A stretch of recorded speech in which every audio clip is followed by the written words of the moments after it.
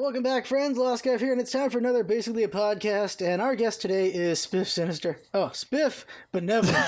Oh my god, it's been a while. Just Spiff, maybe, or Spiff Benevolent, either one. Or just Spiff. I'll see which one I put under your card now. Yeah. Wow. I remember actually I tried to get the Twitter at just like at Spiff, but I've had no luck with getting ats. I've tried multiple times, and every time the person just doesn't respond, and I'm like offering like legitimate sums of money, and they're just not even trying to engage with me. It's like, okay, that's gotta be frustrating. It happened with me for Twitch with LostScarf. I just had to wait for them to just stop using it. Yeah. But anyway. All right, so basic podcast. Sometimes it's conversation. Sometimes it's to learn about a new thing or craft. Today it's a conversation. Yeah. And you got opinions about Star Wars right now. I do. So, anyone who doesn't want spoilers on Star Wars, I guess I'll put a time, but we're just going to talk Star Wars at the moment, so... Yeah, but I mean, we're talking, for the most part right now, anyway, we're going to be talking about the new, the sequel trilogy, for the most part. Because I have a theory, okay, here it is. Okay. My theory is that you cannot lean right politically in the U.S., either lean right or be a Republican and like The Last Jedi. I have yet to see somebody. I got one. That is, you know one? Yeah, I know one. Oh my. Okay, well you just ruined my theory. okay. Well, it's multiple. There's multiple parts to the theory, so you can't. I'm gonna move my chess pieces around and checkmate you again. Okay. So here's the thing. Okay. If you like that movie, there's a 90% chance you lean left. I'll say that. We'll say that. We'll say you might not lean right, or I mean, you might not. My theory is okay. Now you've just completely butchered any momentum I had. No, but basically, if you like The Last Jedi, you lean left. That's my theory. So you actually know someone? Wait, that's really confusing now. I want to understand this. He's a moderate right though, so that probably helps. And he really likes The Last Jedi. Yeah. He really likes The Last Jedi. He gets in arguments with a lot of people over it. Like he's willing to get in fights over it. Okay. What does he like? The ninth one, The Rise of the Skywalker. I don't know if anyone likes the ninth one. Okay, well, that's fair. So my whole thing is like I've been thinking about this, and I feel like I can guess like where you land politically based on which of the new Disney Star Wars movies you like, because. Well, it gets muddy. The two that are the litmus test is the 8th and the 9th one, because the 8th one to me is like the people that like it. I have noticed this. They support that movie. You know, they will fight you to the death over it.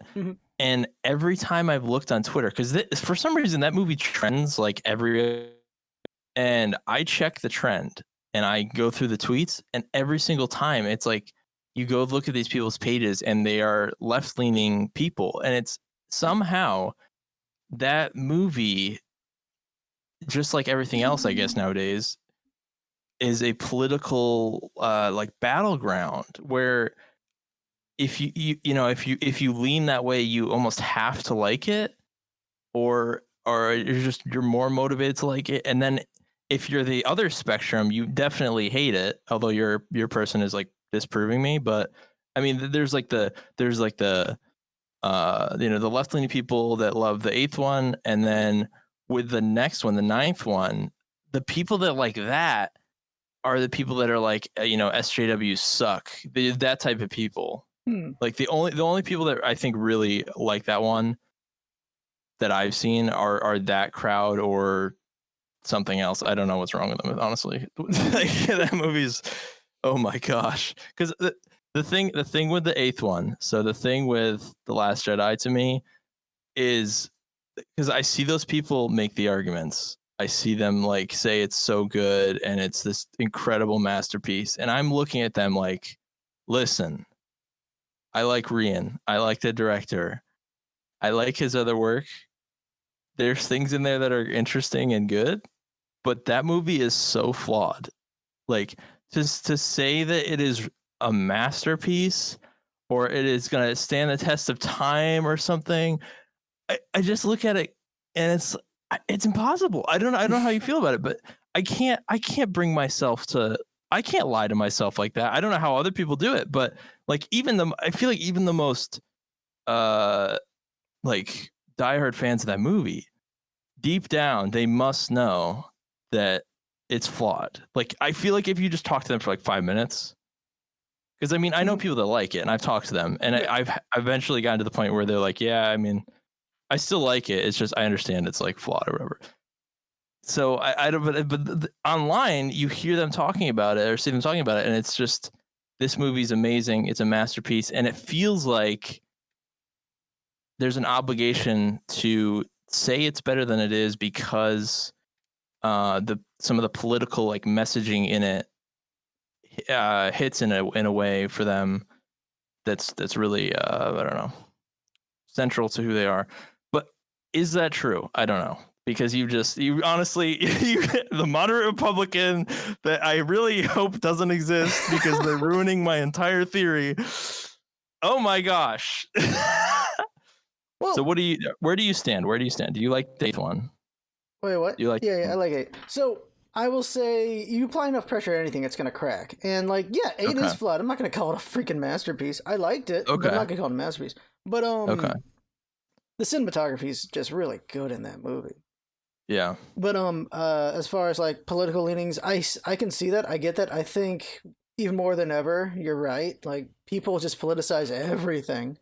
Yeah. And they try to find the cracks here and there. They try to find there's excuses to bring in their agenda, I feel, sometimes. It's The Last Jedi having all those political arguments about it is really weird to me. Yeah. Because I feel like the arguments are just not very good. Like oh great, we got the SJW argument one they brought in, I forget, purple-haired lady. Yeah. They're like, you have her. It's like, this SJW thing's like, did you forget Leia? Did you forget, like, there's been strong female characters all the time. I don't know why you're calling it SJW now. There's always been a strong female character in Star Wars. So I feel like it's just either they don't remember the old movies or they're parroting or something. Like, sometimes they're just parrots or people who just honestly just want attention. And they'll just say whatever to stay on their side. Nothing needs to be political. We just make it political. I can see how you'd say left, because of just how people politicize things. I can definitely see that. Yeah. Well, because I just see the fan base around that movie is so strong. Like, I honestly, it's stronger than any of the movies. That one trends all the time, and it's like people saying, this is the only good one. This is the best one. This is the best one they've ever made. Actually, I have this problem with Rogue One too, because people will do that as well. I think that might be the second like most supported movie out of all of them. But that one is interesting because that one to me is politically neutral. Yeah. Like, that says nothing, because what that one does is fan service more than anything. And so you have people on the left and the right supporting it. But The Last Jedi, I still contend is a I don't know. It's a battleground, but it leans left in terms of who supports it, and the other one is the anti-SJW crowd. Yeah. Is it on me to talk? I cannot disagree with you on that. Like, I think you're right. I do think you're right about that. Like, it's for some reason they just chose, this is the one. This is the hill everyone's dying on. Yeah. It's annoying how everything seems that way now, but like, I enjoy 7 and 8. I can sit down and watch 7 and 8. I don't have, like, I just enjoy them. But 9 retroactively ruined them for me. But I do like 7 and 8. If I remember my ranking, I have them higher up there somewhere. Like, the prequels are in the bottom for me. I think what really carries Last Jedi is the cinematography. It's just so well like directed, and the camera work is so good. But you can there's flaws all over the place for sure. You can definitely apply pressure on that. And at the end of the day, the way I feel is it should have just been, as much as I didn't like 9, it should have just been JJ's trilogy, because maybe it would have been a better trilogy if it was only him. Like, it probably wouldn't have ended strong anyway, because JJ Abrams never ends strong. But at least would have been consistent and coherent. By doing 3 directors, it was like a cynical move by Disney, I feel, and it just didn't work out. Here's the thing. This is the thing. This is Okay, the okay. central problem with The Last Jedi. Mhm. So everyone says like everyone floats this idea like, oh yeah, just have JJ. Like you're not the first person to say this. Like let JJ. He should have done all three of Yeah, them. yeah. You know, or Rian, whatever. But Yeah. the problem with that is the Mhm. original trilogy didn't do that. I know. So there's something very strange that went on between JJ and Rian where and this is where it's Rian's fault actually. Okay. Because even though I admired what he was trying to do, I think what happened was he saw that The Force Awakens was basically A New Hope. So Mhm. they were going to end up with the exact same plot structure, plot beats, story beats as the original trilogy. If he just kept going down the path that they were going, they would end up with, Snoke is the Palpatine character. Kylo is the Darth Vader. He's gonna turn, that whole dynamic of the original trilogy, which still kind of existed, but Mhm.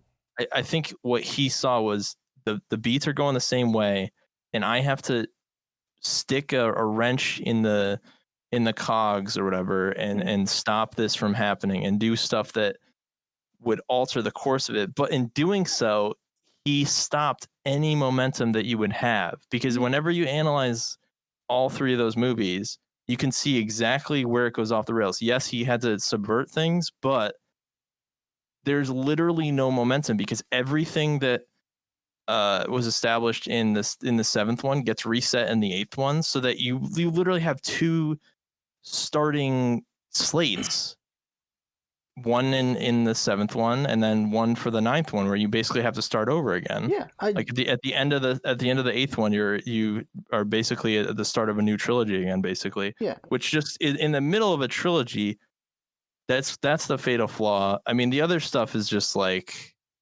the decision making. I don't Mhm. understand why Leia was floating or whatever. Or Yeah. Like I 100% agree. I totally agree that I did not word it well enough on my end. no, I get you. Like yeah, Rian screws up the consistency of the trilogy. But Yeah, it's a bold move what he does. And for the most part I applaud the idea. It's just yeah, he basically clean slated at a not clean slated, but he just puts him in a place where what the hell are they going to do now? Like yeah, and we got what we got for it. That's why I'd rather JJ did all three because I feel to be more right. consistent. You're not wrong. Like the original was three directors. I maybe just Rian's bold move was too bold. Uh, he needed to like do some things to change course, but not to the extent he went. Is probably the better way to put it. Yeah, you can't go back on everything because then you end up with nothing. Yeah. Is essentially. Hmm. Yeah. It's like I think you're right about everything you've said for sure. Wow. Wow. I don't disagree. Uh, No pushback. well, I don't need to push back because that's what I think. I just think, yeah, he did because that was the thing from a lot of critics who loved the Last Jedi. They're like, wow, this is bold. They're completely different from seven. They've ended a lot of character arcs. Where the hell are they going to go now? And then nine happened. It's unfortunate. Yeah. I don't know what would have made nine better. There's too many things where like this could have made it better. That could have made like you can I spend a have no whole idea. day on that. But No idea. I know how you could make The Last Jedi better, but I legitimately don't know. It's such nine is such a mess. mhm.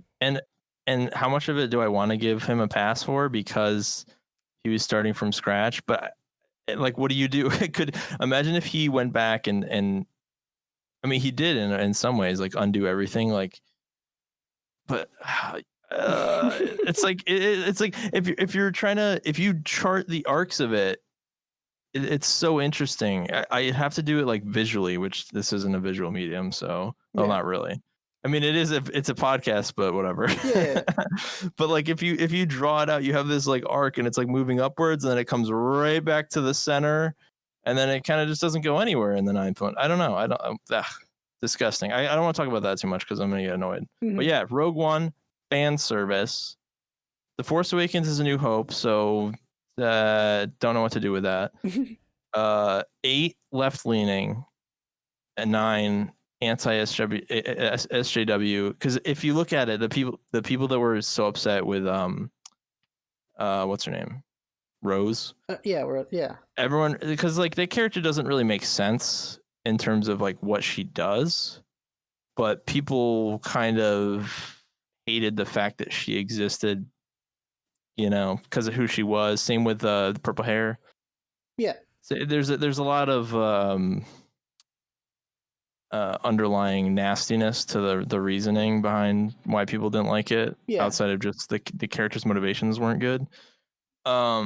Which I'm sure you're in agreement with me about. Mm-hmm. So yeah, that the ninth movie undoing all that stuff, and calling the general's thing like what they say, like a complete fluke, 1 in 1,000 fluke, to like nullify her decision making, and then Rose does nothing the entire time to nullify her character. Yeah. I don't like it. I don't like it. I don't like it. Yeah, it's not great. It's not great. It sucks. I've only watched it twice. Never gonna watch it again, as far as I can tell. Do you watch the ninth one twice? I watched it in theaters and then I watched it again because I wanted to review it. So I watched it when it came to. I don't even know where it was at that point. I don't think it was Disney Plus yet. Wherever the heck it was. Like, I'll watch it again, see if I have a better. If my opinion has changed. No, it hasn't. No, it is not. The writing of that one. Oof. Oh man, yeah. I mean, the eighth one is a little iffy, but I don't even know. I might have only seen the Last Jedi once. I feel like I've seen it twice though. I think I've seen The Force Awakens 3 times. I really like The Force Awakens. Me too. The filmmaking, in my opinion, was the best in the first one. I keep in The Force Awakens. Yeah.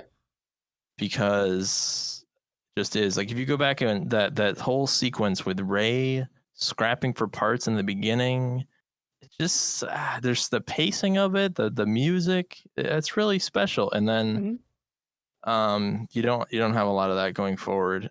And there was the possibility, that's another thing. It's like the possibility, which JJ doesn't get a lot of credit for, in my eyes, because he didn't really venture out and do anything interesting.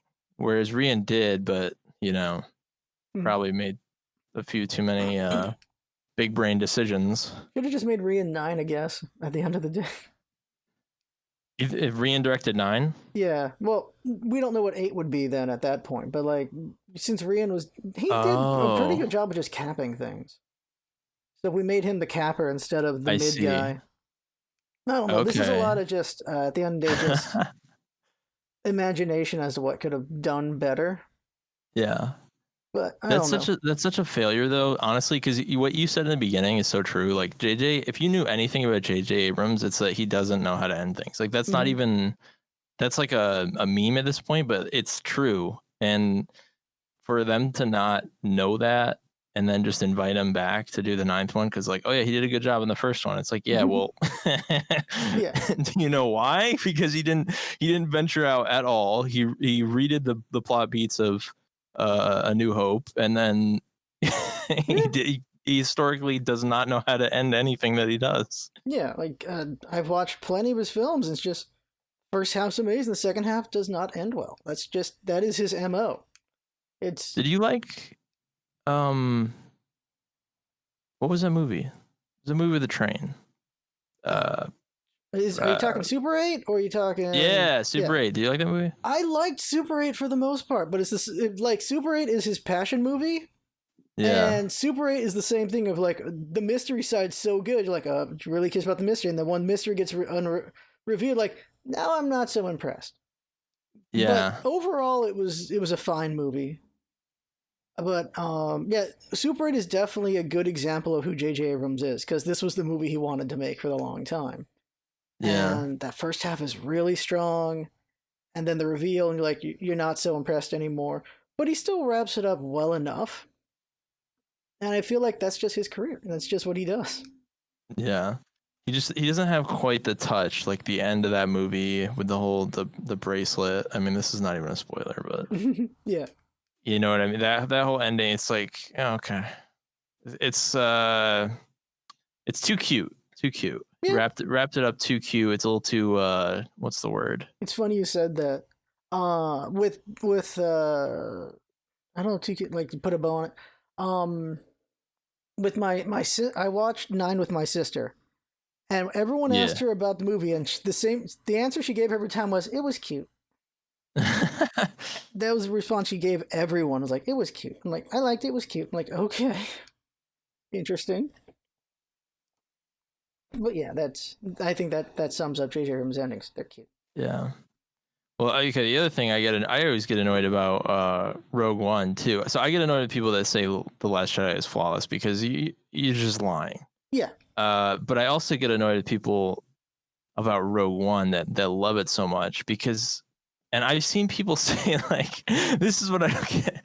That their analysis of it would just what are you talking about is how I feel when I see this stuff. Me and my friend Lewis are always laughing about this because it's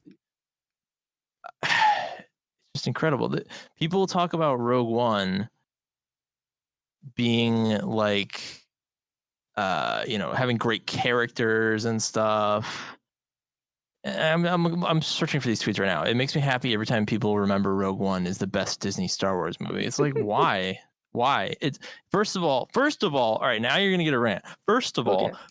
all, it is a prequel. It is a prequel. So much for a standalone movie like it was supposed to be, right? Mhm. No, because it ties in exactly into A New Hope. So immediately I'm out. The stakes, I don't care. I don't want to know what led to the good movie. You know what I mean? Mhm. I don't need a bad movie or an okay movie to explain how we got to a good movie. I would rather just watch the good movie. Although I will say, Rogue One, visually, I really do love that movie. Yeah. Gareth Edwards, for some reason, has a way with ending up with movies that are visually really striking, like Godzilla. I think he made that in 2014. I was Yeah. actually a big fan of that,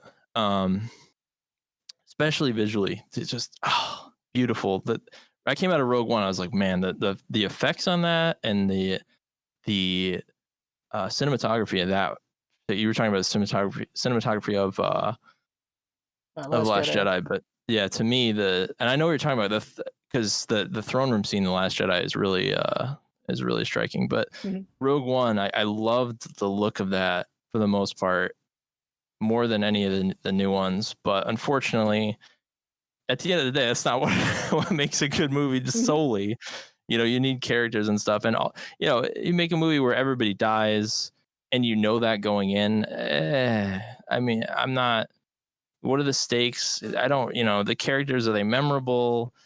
Yeah, I mean, you had Jyn Erso or whatever. Terrible job by Game of Thrones actor, and Forrest Whitaker. I have no idea. He was He, devouring the scenery. He's just I chewing don't. it up. I don't know what was going on with him.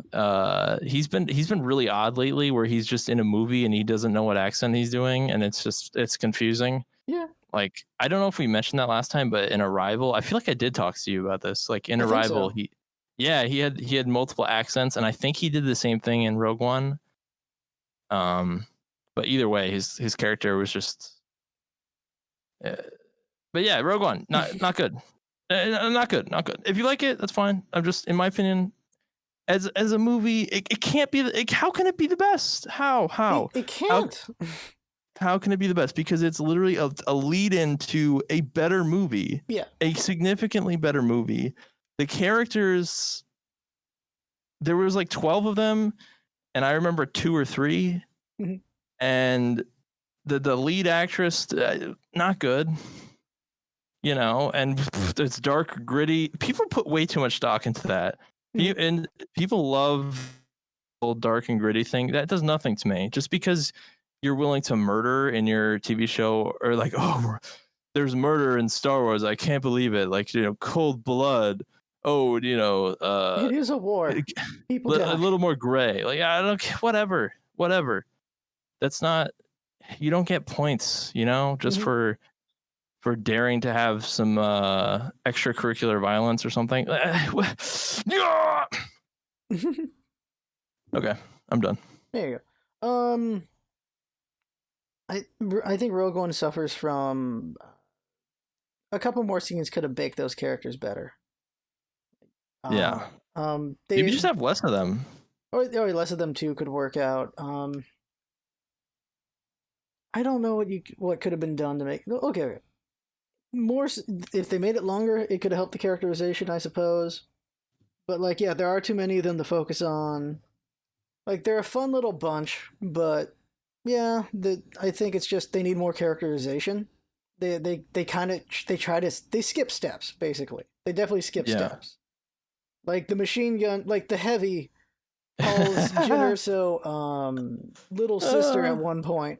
I'm like, she hasn't earned that yet. There's no way she's earned that.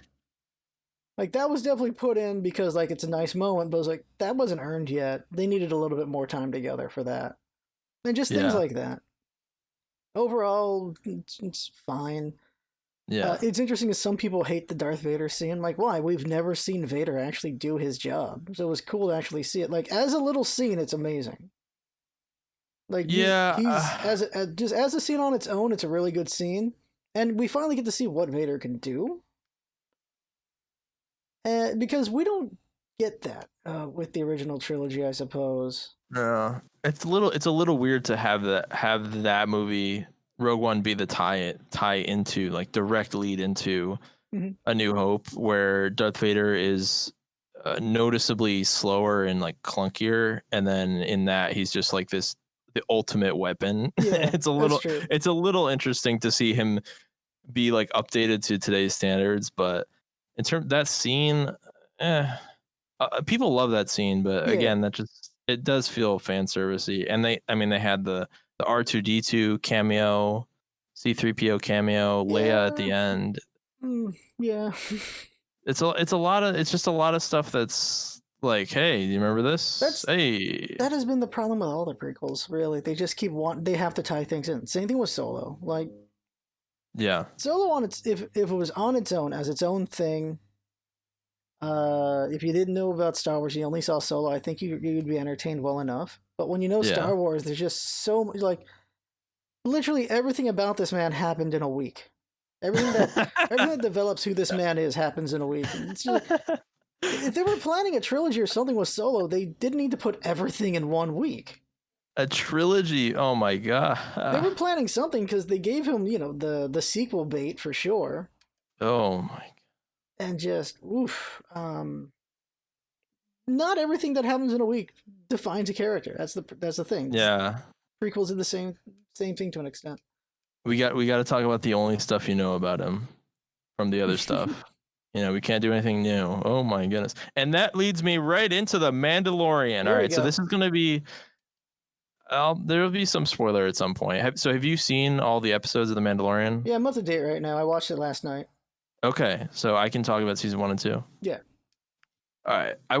I'll try actually to be a little bit more general just for now. But that's my problem with the Mandalorian now, because in season 1, outside of, and now I might not remember everything, but outside of a few moments, it felt like, okay, here's a show. It's about a bounty hunter. Yes, there'll be a reference to like, I don't know, Carbonite or whatever.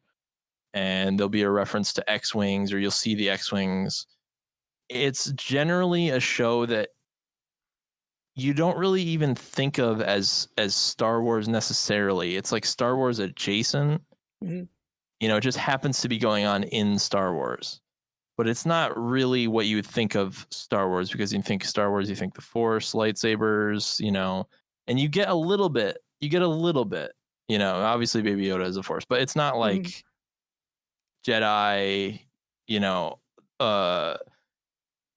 Death Stars and all that. It's more contained than that. It's smaller, and it's about this guy learning how to become a dad, basically, in a Western form. In a Western format, you have a bad guy of the week or a bad monster of the week or something. But it's smaller. It's much, much smaller. Star Wars is always very big. Space opera, you can't have a small opera. Yeah. Okay. Season 2, we're rapidly going away from that. Now, do they pull the reins in? I don't know. But it's particularly with the last 2 episodes, they're referencing more and more of the worst of Star Wars in the prequels and the sequels, and it seems like they're trying to tie the Mandalorian to everything and connect it, when in reality, or in my reality, the prequels aren't canon. What else? The sequels I don't even really want to think about, so I don't want to know anything to do with them. And the whole like the cartoon universe to me isn't real either. Even though I've enjoyed the Clone Wars, when I watched it, I've probably seen like 10 episodes or something like that. But that's not Star Wars either for me. And that's in the world somehow, but it's not. I don't consider it like real. If that makes sense, it's not canon. It's not part of the world. But now with season 2, they've consistently name dropped people. They're putting characters in from the original trilogy, the prequels. There's ties to the sequels now, and then the cartoons, and it's all one big thing now. And I'm really worried, because I realized the other day that it's going away from something that I really enjoyed that was small and contained to something that has to be connected to everything in a way that it wasn't before, like explicit connections to the other properties. And now they're talking, I'm sure you would probably, because you alluded to this in your tweet or said it directly when you were talking to me earlier about it. Yeah. Just that you were talking on Twitter about to me about, it looks like they're actually setting up to make other Star Wars properties. And I saw somebody else say that too. I don't really understand how necessarily, so maybe you would explain that, but that would bug me as well if they're using the Mandalorian to establish like a whole TV, MCU basically, but for Star Wars. But it does seem like they're connecting everything, and I don't like that. I liked it just its own thing. I agree. I think it's, at the end of the day, I think Marvel changed everything, so everyone wants to do that, even Disney itself. Yeah. But this is the thing about Star Wars. Star Wars has always been this giant web. So even with the original trilogy and so on, there was always like the little cartoons or the books, and many of those books are now non-canon. But they've always had multiple properties all over the place that were kind of on the fringes, and sometimes directly touches on the trilogy here and there. Or just, well, it's basically the sequels where you get more adventures of Luke and all these characters. In more recent history, there was the final Clone Wars season, and there was a group of clones in it called the Bad Batch. They were there for the first 4 episodes. They were characters, is the best way to put it. And now they're getting a show. So, oh, really? Disney's just looking for where can they make more money off Star Wars constantly, from what I can tell. And they'll try to tie things into each other or use other things to introduce other things. And the Bad Batch is an example of that, because that Bad Batch to me is not something that should get a show, but it has one. So, okay. Because of that, I can see the gears turning they're like, well, Mandalorian 1, they let Favreau do whatever he wanted. Like, go for it. You've earned the right to do what you want. You've done a lot of work for us. Go nuts. And he did. He brought in this team of people who just love Star Wars. He brought in people who have worked on Star Wars. Like, he brought in Dave Filoni. Dave Filoni is deep in the Clone Wars. So he brings him in. Other directors they just love Star Wars. Friggin', I watched the making of The Mandalorian season 1. I don't know if you have. Yes, I did, actually. Okay. So then, yeah, he got this team, and they're all very passionate and everything. Yeah. Deborah Chow, is there a guy named Rick? I can't remember. The guy that directed Dope. I don't remember his name. Yeah, I can't remember his name either right now, unfortunately.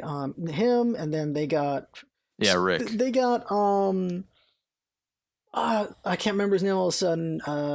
He directed Taika Waititi and... The guy Dallas Bryce Howard. Yeah, Howard, his daughter. They got her, Dallas Bryce Howard, in there. She did a good episode, actually, this time. Yeah, last time she didn't. Her episode last season was terrible. Yeah, her episode last season was okay. And for me, I felt like for that one they just had her in there just to make Ron Howard happy. But this time, I really liked her episode. That was a real good episode, and I was surprised when I saw she's the one who directed. I'm like, oh, all right, okay, I have more respect now. I have definitely more respect after that. It really did feel cynical, like, hey, nepotism, this is my daughter.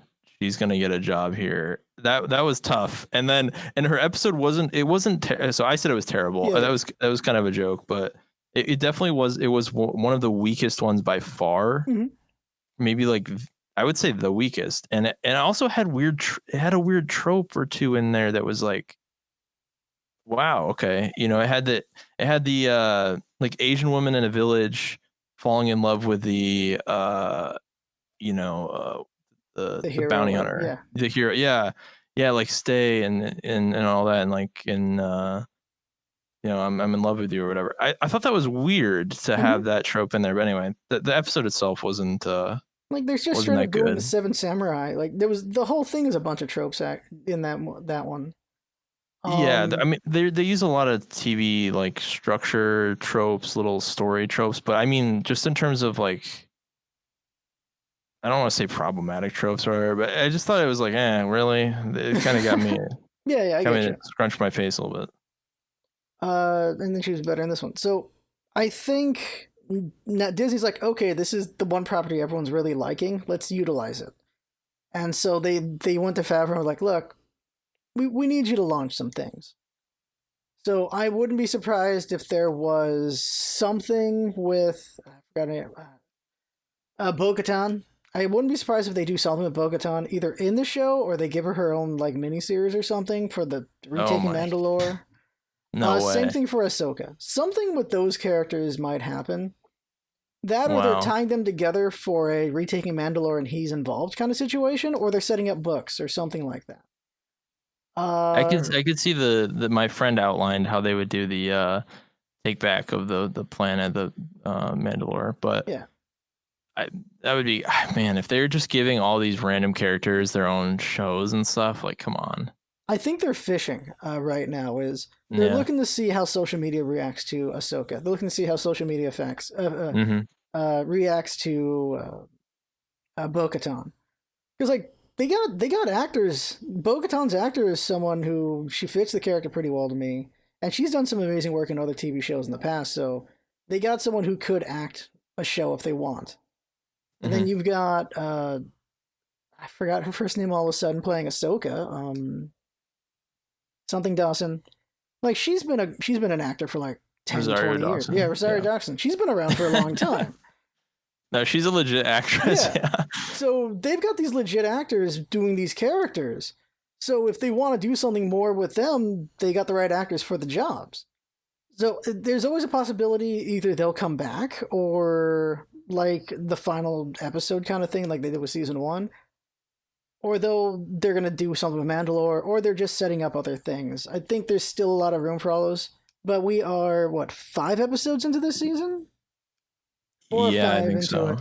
I really don't know what it's gonna end, how it's gonna end up, because they have to do, I assume, more with Gideon, but I'm Yeah. not sure. I think, There's so much crap that they've set up, actually. mhm, It's getting cluttered. Like you've yeah, got I feel like they're setting up outside of the Mandalorian stuff just to show that things are happening. That's the best assumption I've got is they're just letting you know, yeah, Bo-Katan's still doing something, Ahsoka's still doing something, Thrawn's still doing something. They just want you to know that, and then uh, they'll get their own properties. Or the Mandalorian's going deep into Star Wars, which I don't think anyone honestly wants. Not even I don't think even Favreau wants that. yeah. That's tough though, because that's I don't like. So what you're saying is really good analysis. I just don't like it. You know what I mean? I don't Yeah, like yeah, the yeah. conclusions that make sense that you're drawing. Like if Disney's really said it came to them and was like, "Hey, we need to set stuff up," or let's because okay, so Mandalorian is a gravy train for them. It's the reason why a lot of people have, millions of people have Disney Plus. Like they're now at 70 million paid subscribers, I Ooh, think, for Disney Plus every month. dang, And it took Netflix forever to get to that mark, and they've done it in a year, I think, or something like that. dang. Um, I have to check that number though. I think it's 70 million. Okay. There's 100 million across of all of them, but yeah, I think it just hit 70 million, and it might even hit 100 million soon. So Woo. yeah, I don't know. Look, they that's so much money, and a big reason a lot of people stay subscribed to it is because of the weekly drip.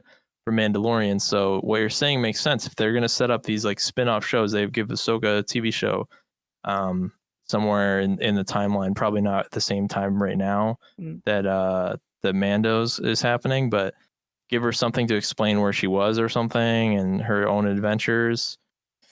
That's another reason for people to say subscribed, because that's what they want. And that's a bummer. That's just it's too the whole thing is just too cynical to me, and that's what I didn't like. I mean, I forgot. So this is a spoiler. I forgot that Boba Fett was even in the show. Like my friend was texting me and he mentioned Boba, and I was like, wait a minute, that happened. Where that's just not even, they've gone nowhere with that. There was the M count mention, the midichlorians, which I hated, and they were doing some experiments on Yoda. We have no idea what's going on with that. We got Gideon, who's doing who knows what. You've got Thrawn mentioned, who's potentially a bad guy. You've got the Mandalorian night people. What are they called? Bo-Katan? Boca Raton? Yeah, Bo-Katan, just the Mandalores, just straight up the regular Mandalores. Yeah. Because you find, Night Watch, yeah. Which Night is Watch, weird, because we all thought the Night Watcher are the ones who rescued him. But but the Night Watch don't do the helmet thing he does, so it's very confusing. Because the Night Watch are blue armored people, and they're the ones who saved him. But I guess after they saved him, some other group picked him up. It's weird. I think I derailed you.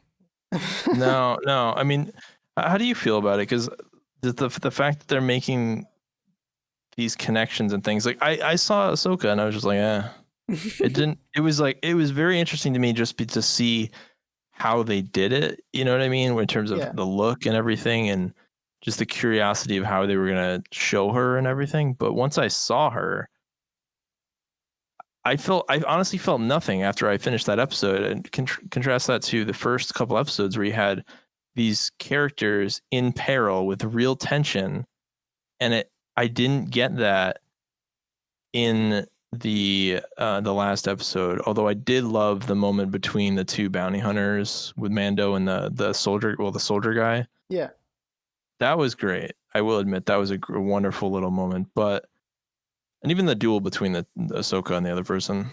Yeah, it was cool to see a duel. Yeah, but just in general, though, I mean,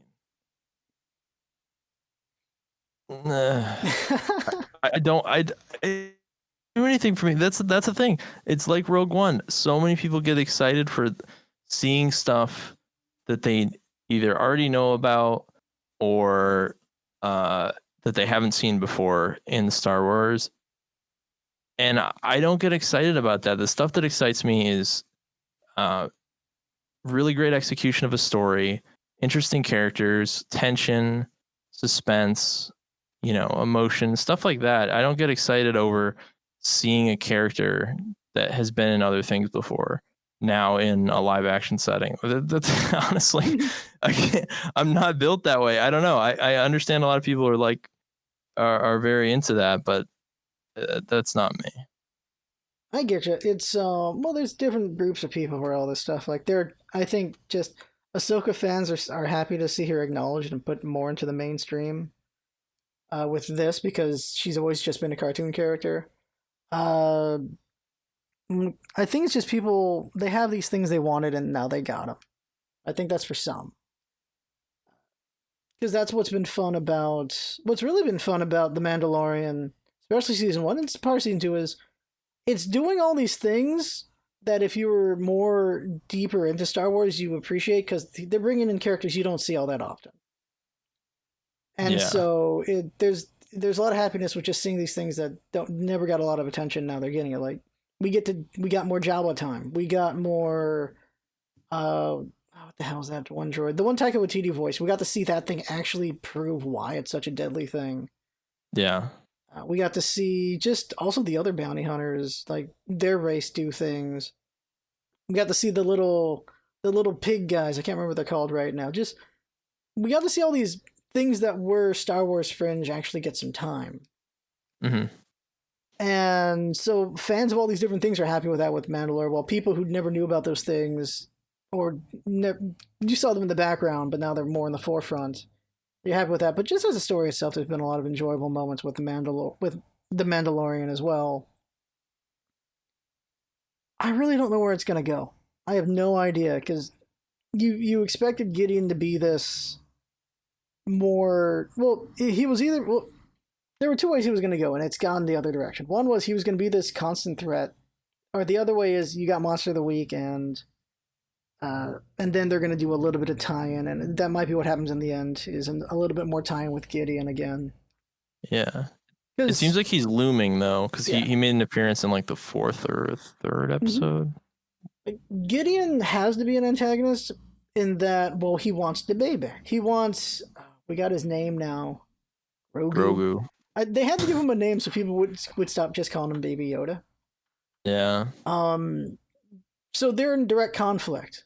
So he'll always be a looming threat. It's just, I don't know. He really wants this. He wants this baby, and he has not been on Mandalorian's ass as much as you think he would be for it.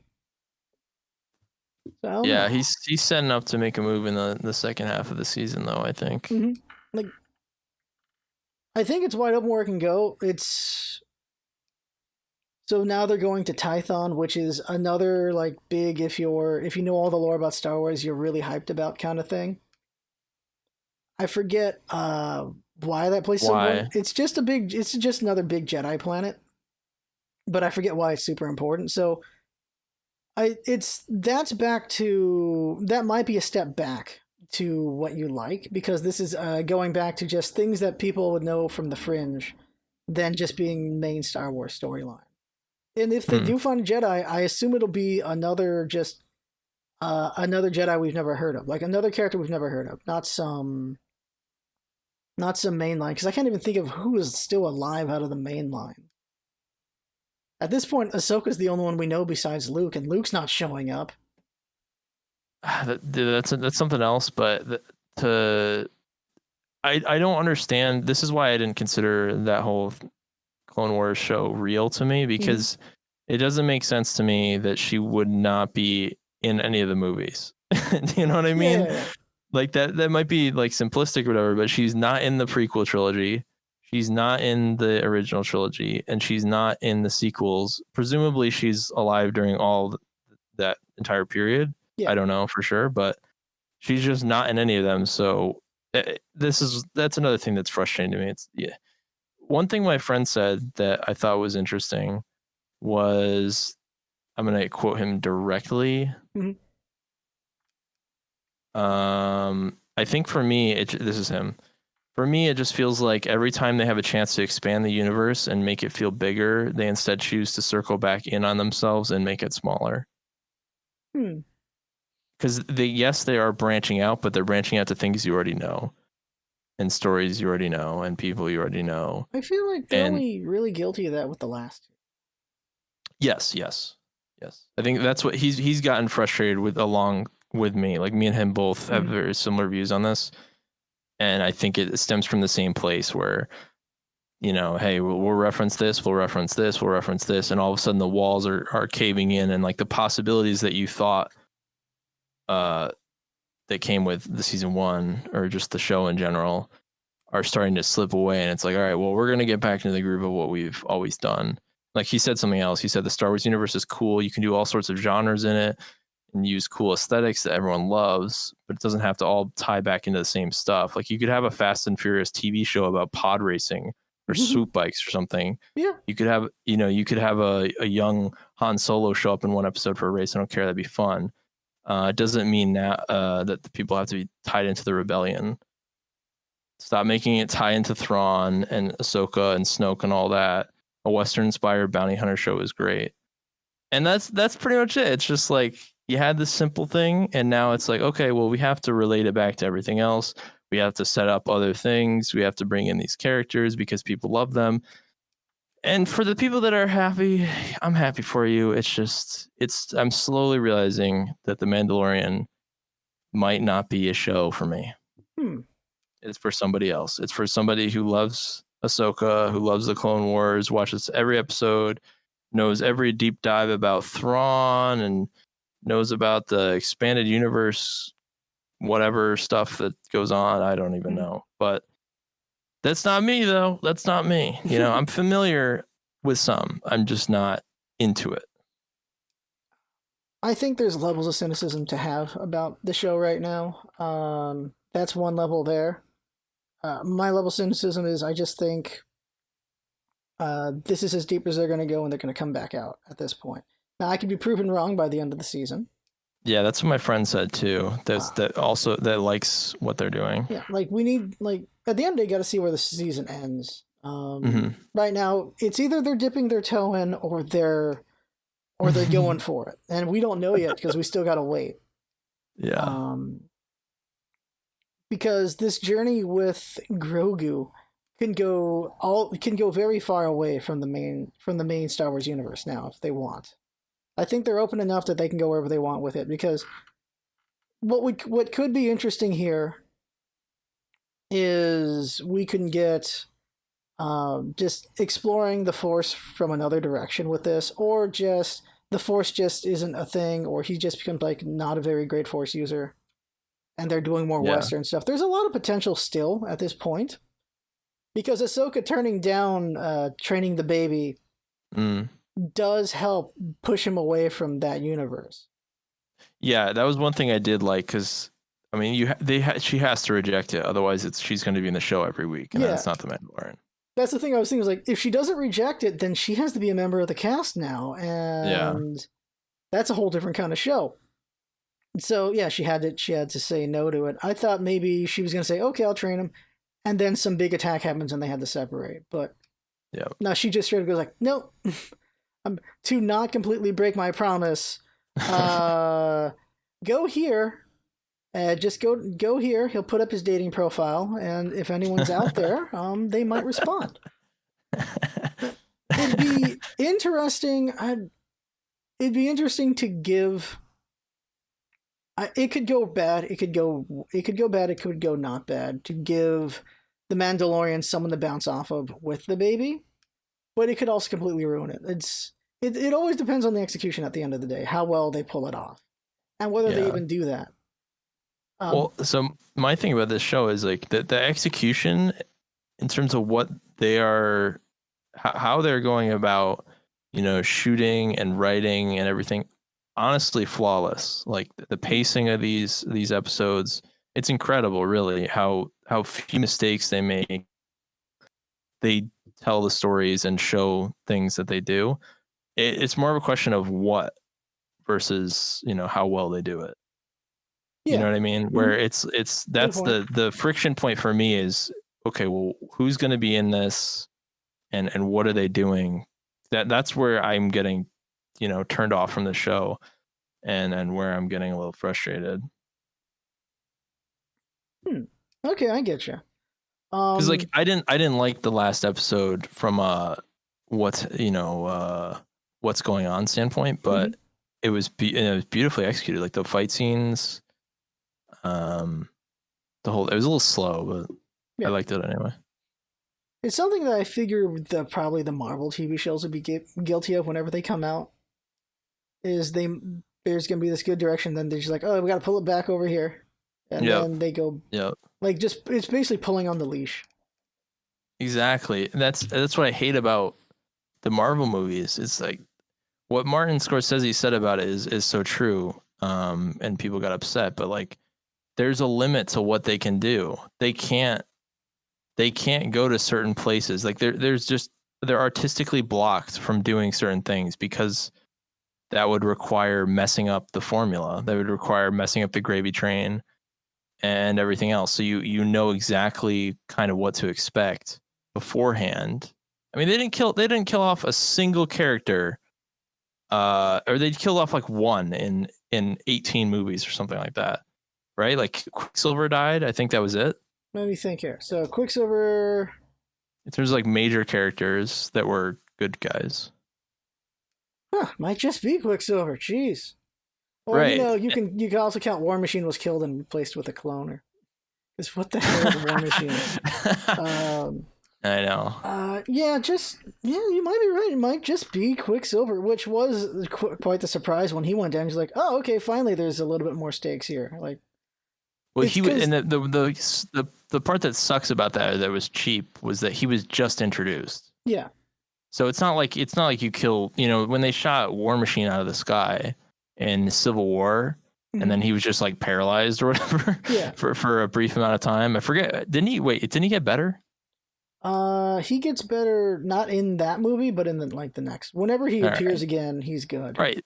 There's no stakes at all. The house blows up in Endgame, everyone's fine. At the end of Infinity War, the snap, everyone's freaking out online. Meanwhile, I'm sitting there like, okay, well, they're not going to kill any of these characters, so something's going to be undone. Yeah, it just when it was Black Panther and when it was Spider-Man, one or the other made you go, oh, okay, they're undoing this. No way. Yeah. For those who didn't see it coming, like didn't understand, what's the word here? Yeah. I don't know if cynical is the right word, just they don't understand how movies work or how properties work. The people are like, wow, bold move, taking out Spider-Man.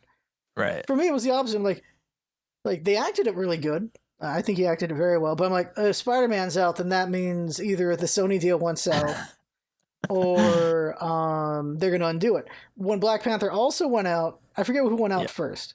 Like, if only one of them, if only Spider-Man went out, you could argue the Sony deal went south. Mm-hmm. But when Black Panther also went out, or the other way around, whichever, having those two go out, you're like, oh, they're undoing it. Or just Black Panther himself going out is enough to make you say they're going to undo this. Yeah. The Leash example you gave is perfect because now it's like they're tied in so many different directions to all these different properties that it's actually very limiting. I just don't know that there's only so many ways that they can go and so many things that they can do, and the more they tie the show to existing properties, I think the less it's going to be able to just be the Western. I get you. I think we're at, is precipice the right word? We're at the spot where it could go either way. It can go exactly where you don't want it to go, and it can go where you want it to go. We're at that spot, and so all we can do is wait. Yeah, halfway. All we do is wait for next week and the week after and see what happens. I think by the end of the season, you'll know which direction they're going because they'll have gone in that direction. Yeah. Now, what I will say is, if they do go back to being Fringe by the end of the season, I wouldn't be surprised if they do at least 1 or 2 episodes again, where he's back in the old universe and then he goes back out again. Mm-hmm. I wouldn't be surprised they do that if that's what happens. Like, that's the worst scenario. Yeah. Worst case scenario is he's just embroiled in the center of it all. I think it's perfectly possible he'll be involved in Mandalore, and it's perfectly possible he won't be. Things with Gideon might lead him there. Things with the Mandalorians might lead him there. There's a couple threads that can lead him back to that point, but he could also just skip it entirely if he wants. That'll just depend on how they decide to write it. Yeah, I think at the end of the season, it seems like the most likely thing that's going to happen is you're going to see like multiple shows get announced. Like, hey, this is coming out. This is coming out now. The Misadventures of Boca Raton and Ahsoka is going to be coming. Yay! Oh boy! I mean, does that bother you, or is that just me? It doesn't have to. Yeah. Okay. When it comes to, I don't want the Mandalorian to be too, I'll say, devolve into that. Yeah. I'm curious where they're going to go. On a business side of things, I'm also curious where they're going to go because, PR is important. But also keep making more properties. They got to make money off this thing. I don't know.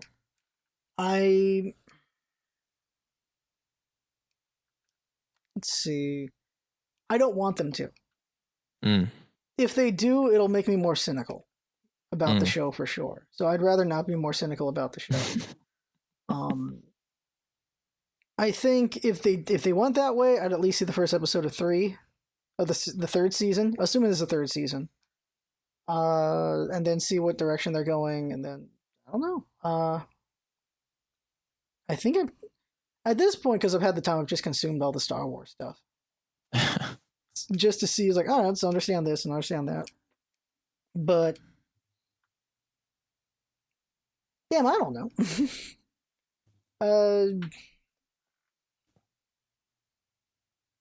If they end up treating Ahsoka like they do with um Cara Dune, the military lady, yeah, Cara Dune, played or by Carano.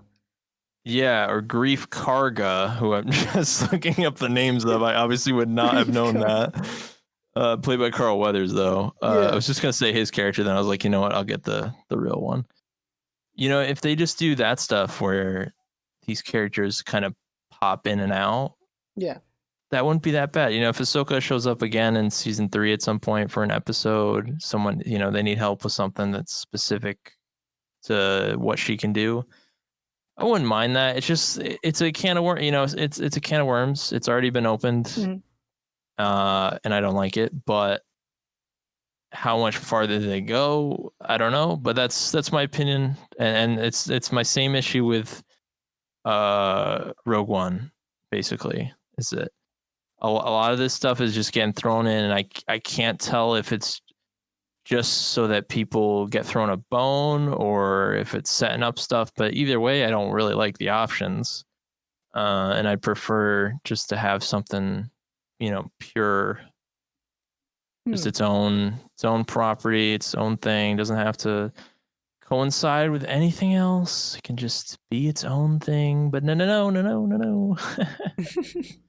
That would be too simple. Anyway, that's it.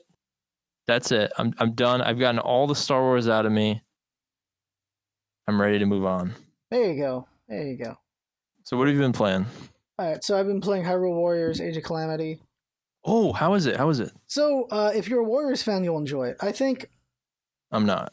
Oh no. Okay, so if you are a fan of Warriors, if you're not a fan of Legend of Zelda, it's a 7. Like, it's competent, it's fun, it drags at points.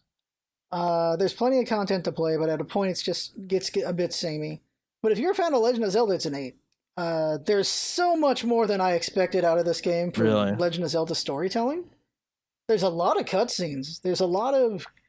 They give you some fanboy moments of like you really want to see these characters talk, and they do talk and they interact, and it's cool. Link because you don't see Link in cutscenes much because you're usually playing him. Link in the cutscenes does get to show he's a really good swordsman. You get to see him Really? just fight stuff, and like, oh damn, he's handling it. Because Cool. did you ever play Breath of the Wild? Oh yeah, no, I love Okay. Breath of the Wild. So, So- I'm not a Hyrule. I'm not a Warriors person. Yeah. I didn't play the first one. I didn't play any of the other of the genre. So if you love Breath of the Wild, there's enough in here to make you just kind of like it'll make you fanboy a little bit. It made me fanboy a little bit. Okay. I'm not saying you have to buy it now if you wanna see what they do, but it's pretty fun. I enjoy it, and just the story stuff happening is great. Because like in Breath of the Wild, we see when Link lost at the battlefield, or I think when he protects Zelda, there's literally like hundreds of bokoblins and stuff dead on the battlefield. He wrecked a lot. And so it's like, okay, it's okay. He's in Warriors wrecking because apparently he can do that back 100 years ago. But it does get samey to a point where you're just doing the same moves again and again and again. How's the performance? How's the frame drop? That is an issue. That is a big issue. It's locked at 30. That's why I didn't buy it. It's locked at 30. It drops to like 20 and below. Wow. When things get really crazy. And that is definitely a ding towards it because when you do a Warriors game, you have to be able to handle those frames or do something. And one way they do it is there's not as many enemies, or if there's a bunch of enemies, then they just let the frames drop. It's okay. I think if you care about performance and if it would irk you, then it'll definitely irk you. There's the funny thing. I was like, okay, you know what? Okay, we're gonna start. We're gonna just do everything in 60 frames from now on. First game we're gonna do is Hyrule Warriors. Oh, it's locked at 30. Well, there goes that idea. All right, there goes that decision. Because we've been doing 30 frames because 30 frames is just easier to manage. Yeah. But it's like, people just at this point want 60. We better just do 60.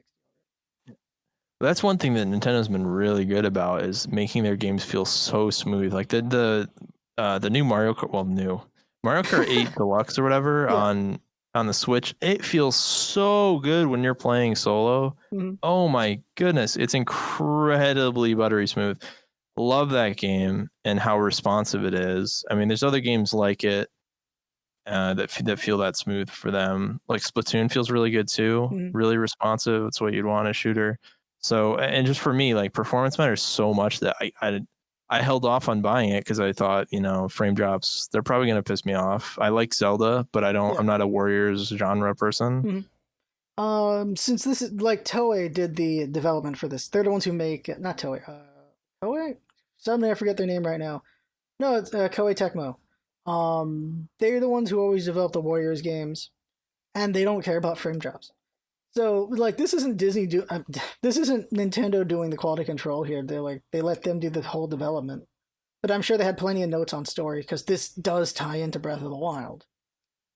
Um, so the frame drops is an issue.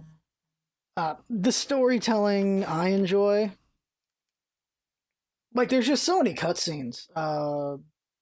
And there's moments that I know the stun's the right word, but I'm like, oh, like just those moments that make you really react to the game happen, and I didn't expect that. I really thought, no, we're just gonna have some fun moments here and there, and then they happen. Like, oh, all right, well, I'm back in this thing. It drags. It definitely drags at a point. You're like, oh, it's really cool to see how things were 100 years ago. You get to see young Purah, you get to see young Impa, young Robbie, just young these characters. You get to see how much of a douche Rivali really is. You get a little bit more characterization with Urbosa, how Urbosa Mm-hmm. was friends with Zelda's mother. So Urbosa has a more motherly tone when it comes to Zelda. Okay. You get a more characterization of Mipha, how she wants Link, and you get just Daruk being a fun character. Hmm. And so it's cool to see these characters interact with each other more and see who they were, just if you're a fan of Breath of the Wild. Yeah. And then I don't know how much do you know about what Age of Calamity is about, because you see the little white egg. What do you know about the white egg? The what? There's like a little white egg guardian you see on the box cover. It's okay. So I don't know anything about it. I just know that Okay, it's 100 years. It's before it's the battle that Link got put to sleep after and everyone died. But yeah. yeah, So you haven't been spoiled on anything. That's cool. So it's interesting doing all this stuff and just seeing how they were dealing with the situation. And you get to go through some of the memories you saw from Breath of the Wild. Not exactly, mm-hmm. but you get to go through some of those moments. So you get to have like the moment when they all took a picture together when they all Yeah. became champions, and Zelda at the one of the fountains when she's trying to get her power. You get those moments, and it's cool to see that. That the story for me, the Breath of the Wild story stuff was weaker than I wanted it to be. Like I thought Mm-hmm. that was going to be it had potential, but I honestly especially because of the Zelda voice actress, I didn't really enjoy. Mm-hmm. Oh, she talks plenty in Um, this. I actually played on Japanese after a Okay, certain you point. can do that. You can do like 6 languages. Yeah, It's pretty cool. yeah. So I just didn't vibe with the story so much. But yeah, the Mm-hmm. reason I didn't buy Age of Calamity was because the story. I looked up how long it took to beat, and it was like 22 hours, and I was like, I don't really want to commit that. And the performance issues. Otherwise, I would have been a buy for me, but I Mm-hmm. can't do it. To my surprise, yeah, it's been about that long because I'm almost at the end of the game from what I can tell. Okay. So they give you plenty to play and do and things like, and there's a lot of cutscenes I didn't expect. So you get a lot of story, Mm, which I like that because yeah, Breath of the Wild doesn't necessarily have a lot of story. I think any open world game is guilty of that. yeah. They don't really have the most cohesive, strong story Yeah. because like Link, I really need you to save me. Literally 3 months later, in game time, because you've been dicking around. Oh, you're finally here. Yeah. Oh, A little thanks. weak. It's a little weak. This is the unfortunate thing with open world games. Unless the open But world can be I don't know. But if you're a fan of Zelda, I think you'd be a fan of this for the yeah. story reasons. If you just want to play a Warriors game, it's like a 7. Yeah. And uh Maybe eventually. yeah, I think it's a eventually get, like you don't have to get it at full price. I kind of could just situation. get. Here's the thing: if I just wait long enough till I feel like buying that game, Breath of the Wild 2 will be out. So Yeah, I'm really interested to see what that's they do with 2. I you'll have to play it in Japanese because I expect Zelda to be around a lot more. It'd be nice to yep. finally see Zelda do something instead of be a damsel. Yes, that's Ocarina of Time. What it should have been, was her perspective. Would have been sick. Oh, that would have been interesting. Yeah. Like I don't know what Breath of the Wild 2 will be. I'm hoping it'll be maybe AI partner and she's not a bad AI partner, or you just pick who you play as or something. Like Co-op they're option. together. Like yeah, co-op option is what I'm hoping for, something like that. With That's the sick. Switch, it's possible. Yeah. I don't want her to just get kidnapped and then you got to do stuff to get her back again. I really don't want that. Or No. if they want, they can make it more puzzler co-op, where you have to switch between the characters to do puzzles or things like Yeah. that. I wouldn't have a problem with that at all. You know what I've been playing, which I've been blown away by how good it is? Hmm. And it shouldn't be a surprise to me because I loved the previous games, but Pikmin 3 Deluxe, Hmm. I got that and I'm telling you, it is like a breath of fresh air. I love that game so much. I'm only, I don't know, 5 hours in, but I genuinely forgot how amazing Pikmin 1 and 2 were because, I remember playing them and loving them, Yeah. but it's been so long. And Pikmin 3, I did not play on the Wii U, so having it on Switch has been incredible. I've been co-oping it. It is so much fun. It is such a brilliant game. Like the mechanics, how it works. There's just something perfect about it, Mhm. and I'm surprised that people aren't more in love with it. I haven't heard a lot about it, and I was looking up the reviews out of curiosity, and the reviews were kind of iffy, but I think it was because the game was $60 on the Wii U. Mhm. But from what I've seen or what I was reading, they've added a lot of co-op features. So that's how I've been playing it. So apparently, they really fleshed that out, and Cool. um, now I'm enjoying it, just playing co-op like that. But it's so good. Nice. Like I got it from my sister, and she like beat it in a day. Yeah, Uh, like I love Pikmin. I haven't played it since because I got it on Wii U. I enjoyed it there. yeah, I haven't played it on the Switch yet because I've been doing Hyrule. I'll probably check it out at some point. Yeah, she beat it in yeah. a day. That's all she played. She really likes the Pikmin games. They're good games. Pikmin's a good game. It's a good concept. I enjoy it a lot. Brilliant, brilliant. Let's see. What is there to say about Pikmin besides like it looks nice, it plays nice, the sounds are good, Oh, like the I miss the song. sound so much of the little doing, doing when you pluck them out of the ground, Yeah. and all the little when they get killed and everything. Yeah. Like all I can't do it exactly, but some Mhm. of their stuff is just Yeah. makes me so happy, man. I know the sounds in my head. Like I like Pikmin. Yeah, all the Pikmins are good. 1, 2, and 3. The characterization's funny with I can't remember what her name is, or she just really wants the juice. And doing all the research and everything, and they're rescuing Elimar and all that. Like it's a fun game, and it's also just this cool idea of just you're multitasking. You're doing this, you're doing that. You're trusting your Pikmin to do their job.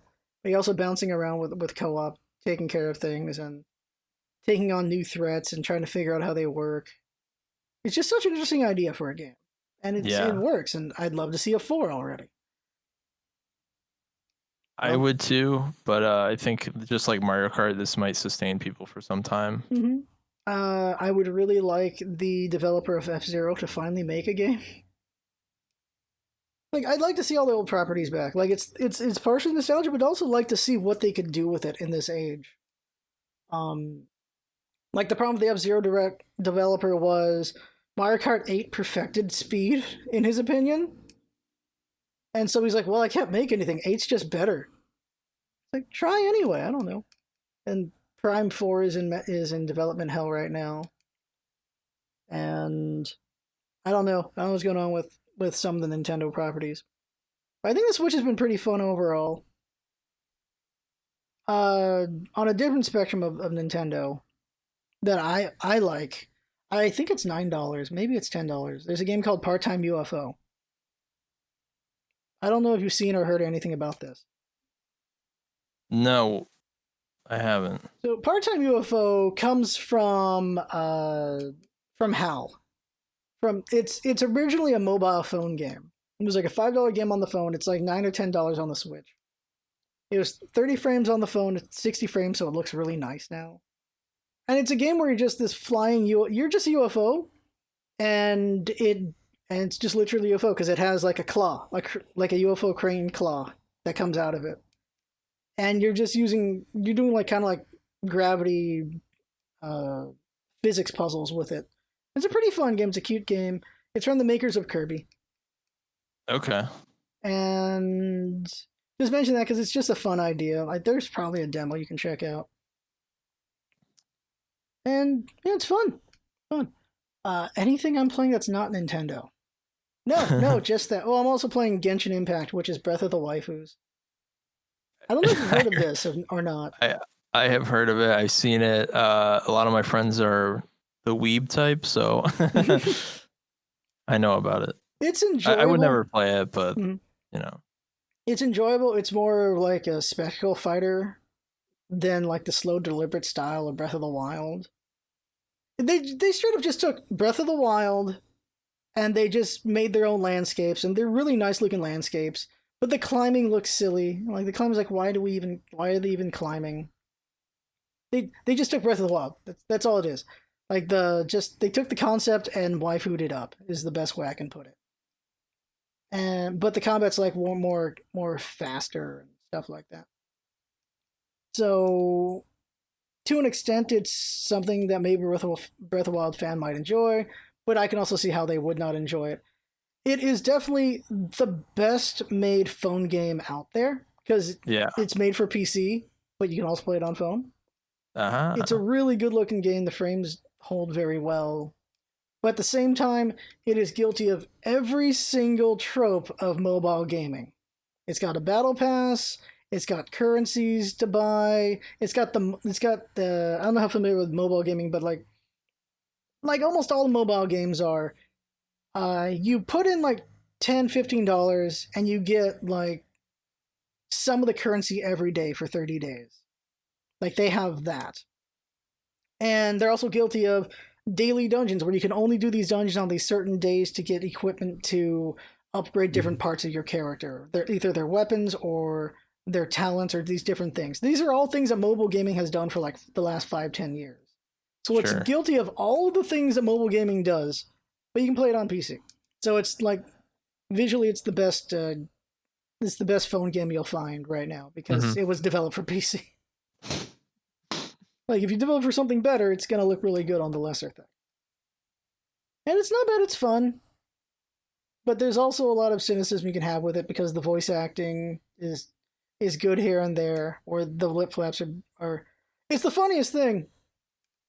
If you have it set to English instead of Japanese, or even so, a character will say a paragraph and they'll stop talking after like 3 seconds because apparently they said a lot in 3 seconds in Japanese. Yeah. And I'm like, oh, that I can't get over. I'm never gonna get over that. I'm never gonna get over them talking while their mouth isn't moving. And I haven't. But they do something which I enjoy in that they're not doing direct localization. They're localizing it for American audience. So they do have their own jokes and ideas instead of trying to do Japanese puns and stuff like that. Or Chinese. I think it's a Chinese company. I can't remember. But it's not bad. It's just, there's definitely cynicism, and they're like, well, they did something slapdash. There's a lot of things they did slapdash, but it's not a bad game. And since it's free, there's a lot of enjoyment to have out of it for free while you're waiting for something else. For sure. You know what's interesting, actually? Since you're a big Nintendo person, I've heard rumors that they have actually shipped 30% more Switches this year over last year, and they're still sold out. So it's pretty interesting because we're at the start of a new console cycle with Sony and Xbox, and yet the Switch is actually still, like, if not the killer console it's still right there with the PlayStation, because I don't think the Xbox is competitive. Yeah, I don't think Xbox is competitive either. Like I'm glad it's there because there's more games getting made. But, Yeah. Yeah, it wasn't with you. It was another guest. In June or July, the Switch broke some record for console sales in the U.S. Yeah. So it was like, wow, it's still going strong, which is a surprise because yeah, new consoles are coming out, so you expect people are saving their money for PlayStation 5 and Xbox. Many names. Yeah, I know. I hate their naming scheme. Yeah. But I mean, you had Animal Crossing. It sold 25 million copies, which is Yeah. insanity, and it sold that amount in 3 months, I think. Like they did good numbers. Huge numbers. That's the crazy thing. So the Switch, it doesn't have as many games yet still, but the rate at which people are buying them is like record breaking. There's never been a console that people have bought the big titles by percentage point as much. Yeah. So it's pretty incredible to see that. I mean, because the Switch is, it's kind of an afterthought, but at the same time, if you actually run the math, it's going to outsell the Wii. Yeah. Like it's almost it's just a matter of time at this point. It's going to take some time. I don't remember when exactly that will happen according to the trends that we're seeing right now, but it's going to be probably like a couple years. But still, it's at 70 million consoles, I think. Or did I just mix up the Disney Plus number and and the Switch? Hold on. Million. Maybe. Oh no. Thinking about it. No, I was right. Okay. It is. It's I think 68 million. It came at the right time. It did. Things with the Switch came at the right time. Well, like yeah, PlayStation and Xbox were in the phase of their new console. That has been the interesting thing, is talking to different people are like, well, why isn't Nintendo trying to do any big moves right now? I was like, well, because this is a console phase for PlayStation 5 and Xbox. Like, they shouldn't make any big waves. That's what's happening. And despite them not putting in a lot of effort, because they really haven't, they've just, here's some directs, and that's really all that's been this year. Yeah. Like, the big releases of this year are Animal Crossing. What else is there? I appreciate Pikmin, but that's not a big release for some people. Age of Calamity is not going to be a big release for some people, but it's the big release at the end of the year for Nintendo, I think, at this point. Trying to think if there's anything else. For me, a new Kirby game came out, so I'm happy with it. I can't think of any other major release that came out for Nintendo besides Animal Crossing. All Stars. All-Stars. Oh yeah. Origami King was this year too. Oh shoot, right. Oh man, how did I forget? So they've had the year's been long. It's been a very long March. Yeah. Like Nintendo's maybe had, I'll say, like 4 or 5 major releases.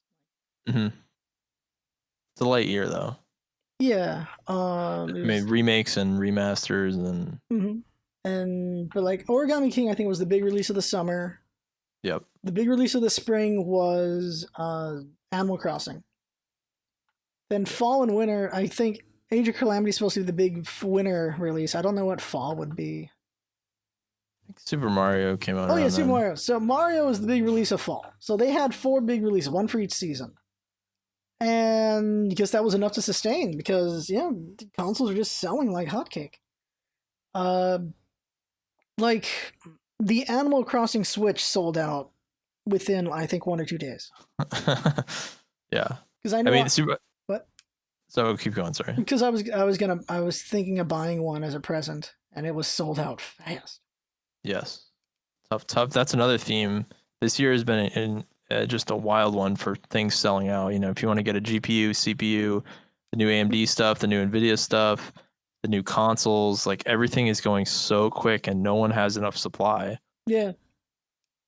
That's partially supply chain because of what's happening, and it's just partially like more people are just at home to buy things. Yeah. I mean, Nintendo's been notorious forever about not having enough. Yeah.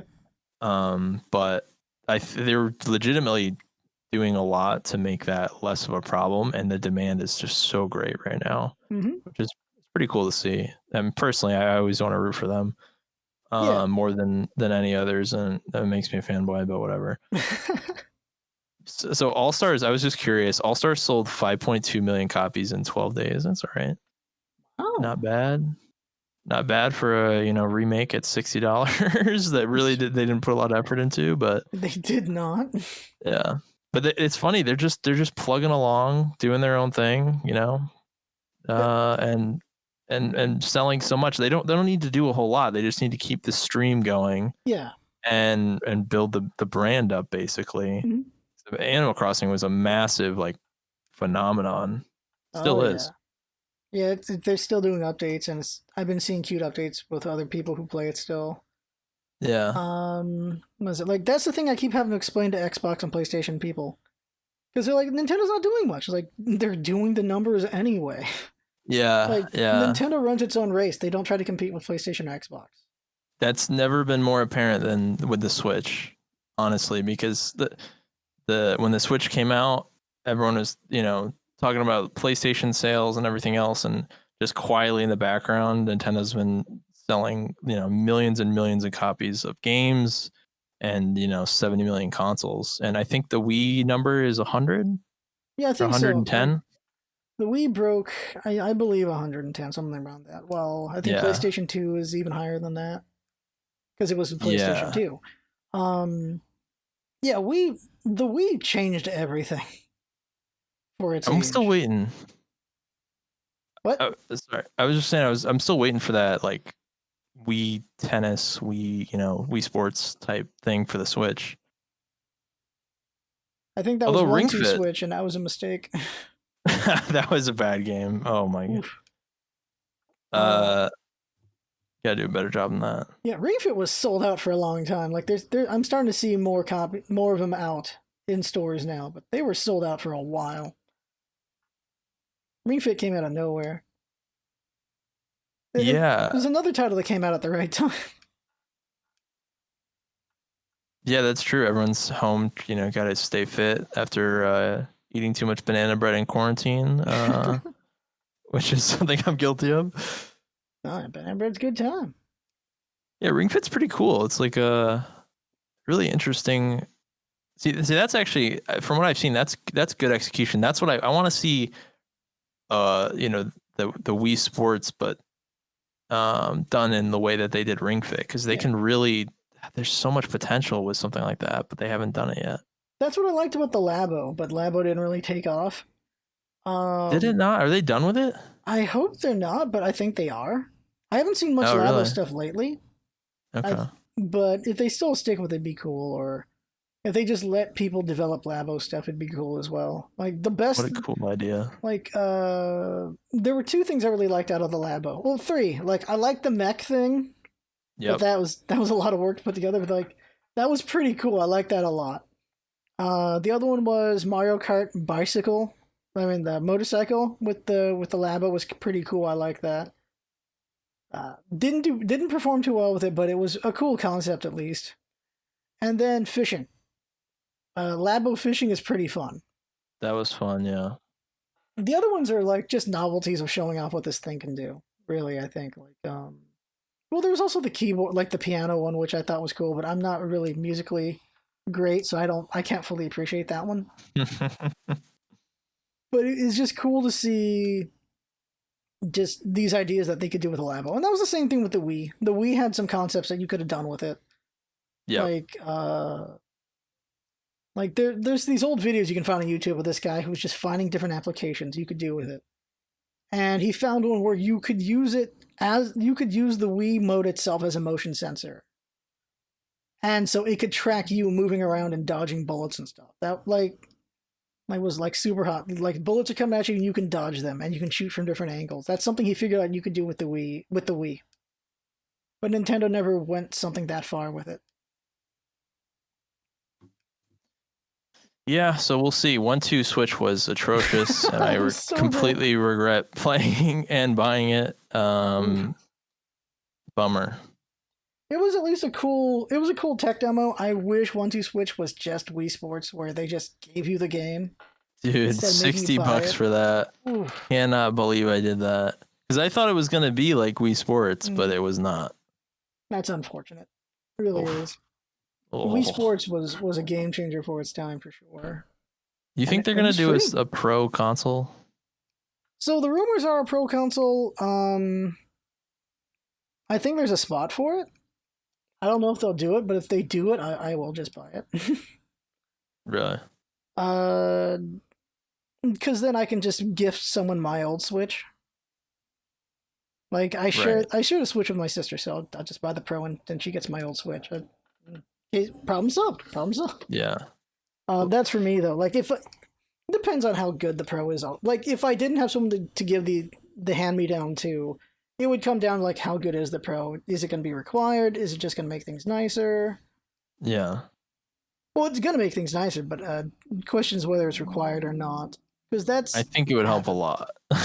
Oh yeah, there's room for it. There's definitely room for it. There's people who would like a better performance, but Nintendo has never been king of that. And that's the interesting thing about Nintendo is why it's done more of the cartoony style is Yep. they're really good at working within their limitations for the most part, usually. Like even Breath of the Wild was guilty of frame drops, but it was only really more around the start is where it was bad. And then they did some patching in. For the most part, Breath of the Wild, I don't remember it really hitching or dropping frames too much at a point. There was a couple areas, certain grass areas. Mm-hmm. But yeah, that game is a technical marvel for how much there is and how well it runs. That is incredible. Whereas you have something like Age of Calamity where it's it's not in-house. So yeah, at some point they want screw it, we'll just deal with the frame drops. That's what it really feels like. They're just like, there's frame drops. Yeah. Maybe you would expect it from this kind of game anyway. Though really when you play a Warriors game on PC, you got enough power to it. It's amazing to see how crisp and smooth a bajillion people dying looks like. Yeah, I'd buy one in a heartbeat if there was a Pro Switch, but I'm curious. It does seem like they're going that route since they went with the Lite. You know, it doesn't seem like there's going to be a Switch 2 for some time. It seems like they're just going to come up with more, you know, maybe a Switch Mini, but that's just like a DS or whatever or something like that. But you know what I mean? They're going to come up with the different kind of ways to round out the market so that they have more options for people. Yeah, like the Lite was one direction, so they can go for power next if they want. Yeah, I would love that. Yeah, they don't need to do a Switch 2 yet. I don't think they do. Oh no. The only reason why they would have to do a Switch 2 is if there was enough what's there here? Evolution in technology to force them to. But at this point, I think we're 5 years away. Yeah, I think, and then they announce it tomorrow or something. But like, I think there's only so much further you need to go graphically anyway. We've hit the peak in a lot of ways. There's how much nicer can you make it? Like we can do. Like Nintendo's never going to make anything 4K. I don't think that's going to be a thing to worry about for them. PlayStation and Xbox, 4K is the thing for them. That's the new shiny thing. But yeah, Nintendo's not going to worry about that. So I think we're just going to keep getting like new remakes and indies and things like that, and it's, I don't know, in a way, the Switch could still be a dream machine. Like everyone is mad at Nintendo for never just letting us just have all the old games, and I can agree with that. I get that. Thing is emulators exist, and I don't have qualms. It would be nice to just be able to just have them legit or something. They're making a move that I'm not a fan of, and that is Fire Emblem Original. You can finally play it on the Switch. I don't know if it's out yet or it's coming out, but you gotta drop money for it instead of just it being in the Nintendo Online thing. And that's been a fun thing, by the way. Nintendo Online and Super Nintendo Online has been really fun. They're bringing in games I didn't even know existed, and they've been actually pretty enjoyable. Yeah. Like, I played Boat Race with my sister. It's a Nintendo game, and it's not a good game. Not good at all. but it's just a funny thing to play that's bad. Like it's one of those bad, it's kind of good kind of games on the Nintendo. Okay. But they also have like Tetris Attack, or was it not Puyo? Maybe it's Puyo Puyo or something Panic. Like they have that game that you can play, and that's a game I enjoyed a lot when I was younger. So I'm happy to have that available on the Switch. Just have the online service. So there's been a nice library to play on those things, and they have been adding more games. It's just now they're like, well, we could make money, so let's put the more prestigious Nintendo games in a different category where you have to buy them for a higher price. So there's that now. Yeah. I don't know if I like that or not. I hope they keep doing it. I just hope they do it with more care and more effort than they did with the 3D All Stars. Although I've enjoyed Galaxy, I played that a little bit, but I haven't played Sunshine yet. But it just seems like they didn't really even try that hard at all to the do anything Sunshine with it. people are really mad about Sunshine Really? because there isn't care. It really feels like they just ported it and didn't really put a lot of work to make the port good. Same with 64. I know those people were upset because they messed up how you speedrun and stuff. So it's very unfortunate. Because it was a $60 game, wasn't it? Like they could have put in the time to polish these games up, and they didn't. So you can understand the people who feel insulted by that. I think you can understand them. Yeah. Well, Galaxy keep just doing it.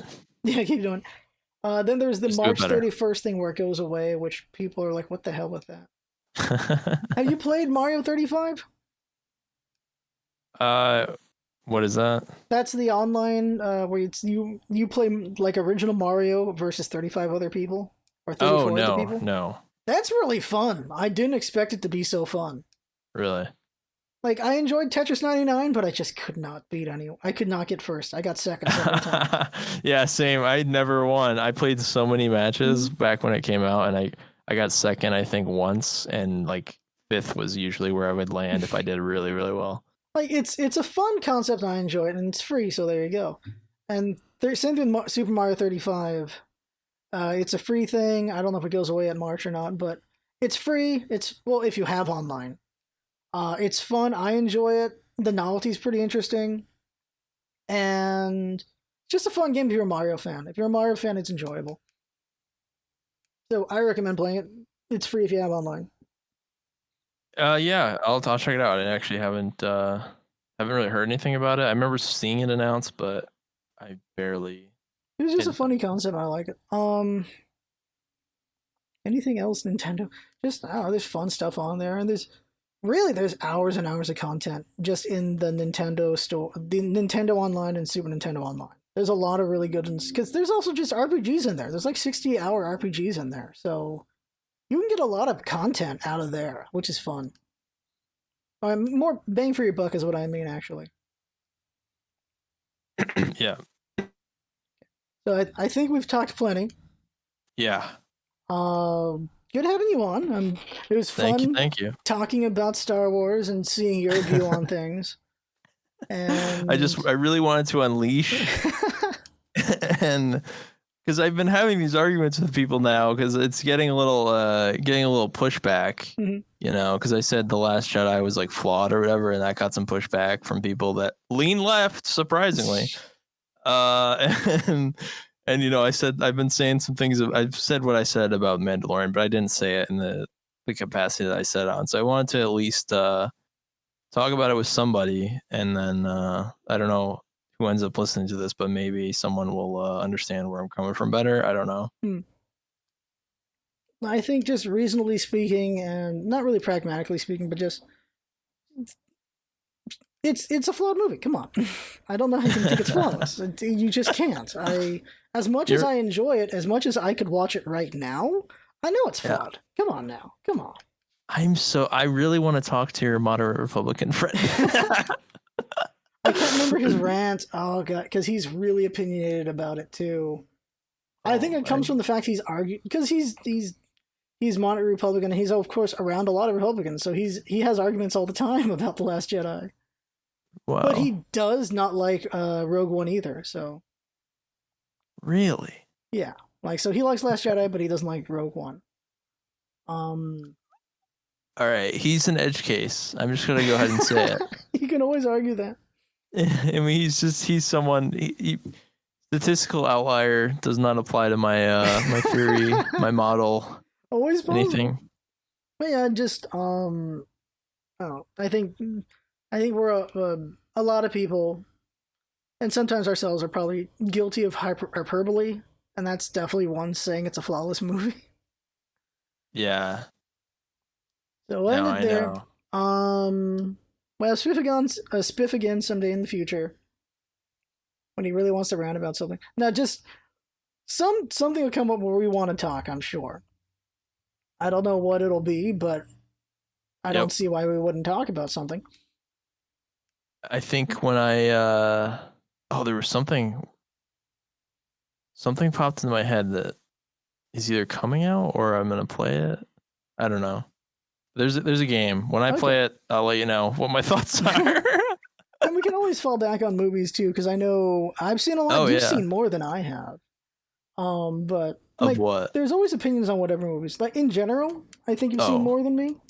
Maybe. But I think I'm like well, you can't see my hands. I'm like here when it comes to film, and you're a bit above me because you've actually done some film stuff too. Yeah, sure. I mean, you know, it's funny. I know I may know more of the technical ins and outs and know some of the structure of things more and the language of it. But at the end of the day, the stuff that I appreciate is the same stuff that anyone would appreciate. Mm. So it doesn't, I don't feel like elevated or anything. There's certain, a lot of it just comes down to taste, you know, and what it's like everything, I guess, but it really just comes down to, where your tastes lie and what you're looking for in something. And I think that's funny. I mean, like, you know, when you're talking about the Mandalorian, people look at that and have completely different things that they want out of it. Like one of my friends was saying that it's always been fan service and that's exactly why I loved it. I'm like, what are you talking about? That's not what it was at all. And now it's becoming that and I hate it. And we're just on the, you know, completely different side of the thing. I would argue it's been fringe fan service because it's bringing you things that you've only seen in like one moment in the movies. Yes. I'd argue it's that. But so it's exploring things that we don't get to explore in the movies, which is nice. And that's what I liked about it. If it was gonna reference things, it was a quick moment or a character here and there, but it wasn't what season 2 is to me, where it seems like every episode has to have somebody that you're gonna recognize, you know, or know. Like, I mean, I don't think that was true in the first season. What? Maybe I'm wrong because I don't know enough about Rebels and the other stuff, but having watched Rebels, and I've consumed everything but the books at this point. Season 1, it's very much on the fringe. It did a good job being out there. Yeah, I love that, man. It just referenced things that were on the outside, like the Ugnaught. That's what he is. I have spoken. That guy's an Ugnaught. Ugnaughts they randomly get in Clone Wars. I think they're in Jabba's palace, or they're in like a forge or something. I can't remember right now. Like they're there for a little bit in the movies, or they might be at Cloud City. They might be in Cloud City doing the carbonite, and so we just get a little bit of them there. And here he's an actual like supporting character, and Ugnaught's a supporting character. You got the bounty hunter bot. All we know is it's a badass, and then we get to see it be badass. That's cool. And I think the difference is that stuff was just in the show and it didn't draw attention to itself. It was just yeah, and that's what makes it special. It didn't go like we're going out of our way. Yeah, it's like, hey, we got this thing, huh? I agree. Like that's the nice thing about it is there's these races right here, and we got to see the chicken walker actually be a threat for once. Like that's nice. And because they're always just the joke thing because the big mammoths are there. Like, why would you care about the chicken walker when the mammoth is there too? Right. So like we just get to appreciate some of the lesser things more. We get to see, I'd say, like we got to appreciate the lines in the armor, the grains in the clothing, things like that. We got to appreciate that a bit more instead of just the big veneer. So yeah, all right. That has been basically a podcast. It's always fun talking with you, Spiff. Yes, thank you so much. That was very fun. So I had fun talking. Hope you all had fun watching. Well, not watching, listening. And that's what it's all about, isn't it? Having fun. Thanks for coming by, and see y'all next time. Yeah, see ya.